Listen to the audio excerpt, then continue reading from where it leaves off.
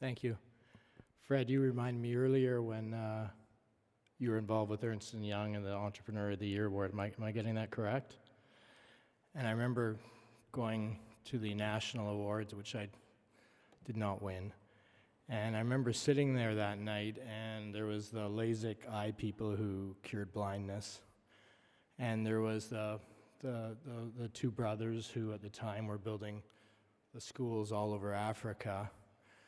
And I can't remember the third, the person that created a heart stent.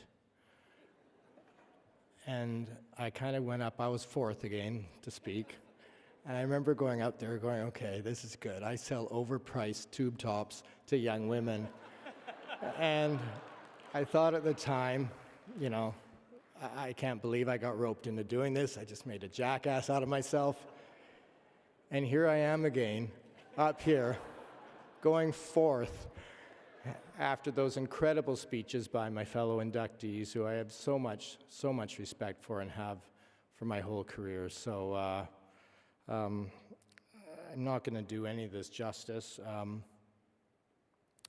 The Honorable Janet Austin thanked my wife in her comments for what she does. I have no involvement really whatsoever, but I will thank my wife who's lent me her glasses here tonight. So,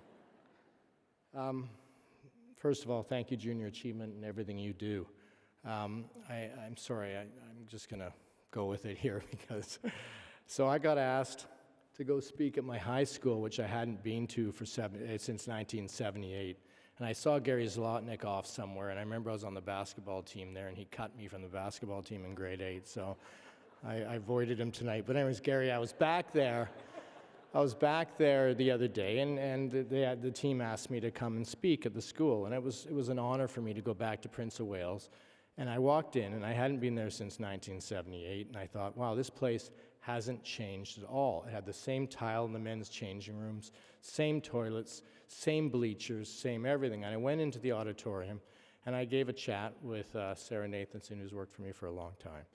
And at the end, there was a Q&A period, and the first question that came up, as you recall, Sheila, was a student came up and said, I have $10 million. Is there anything you'd like me to, any recommendations you'd like me to, any recommendations you share with me on how I invest this $10 million?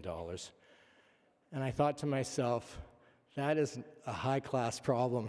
And I don't think that any of us here tonight ever had that problem when we were 16 years old of how to invest $10 million at the time. So, you know, times have changed. And there's been a lot of difficult times, and Anthony talked about some, and I'm sure Karen and all of us have had difficult times as well. Barry probably did, and I'm sure Karen was there for him at those times. So really, I'm just up here to thank everybody. You know, none of this would be possible, obviously, without Junior Achievement and all that they do. As I mentioned, my fellow inductees, I've had a lot of support, and Aritzi's had a lot of support from the business community. You know, I'd like to thank Chip, who we've always had a little bit of a competition going on, but I lost that one too.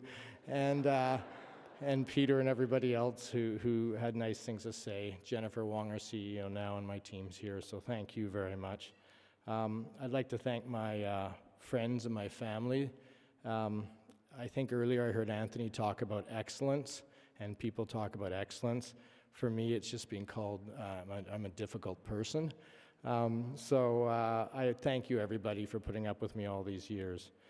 You know, whenever we had a challenge in our business, and we've had many, and I've always thought to myself at the time, nothing is insurmountable. And I think all of us here in business have had big problems before, but nothing's insurmountable. And I always remind myself how many people has told us, not just myself, but our team, you cannot build a fashion company, global fashion company based in Vancouver, Canada. You just can't do it. And so I've always had that in the back of my mind that anything is possible.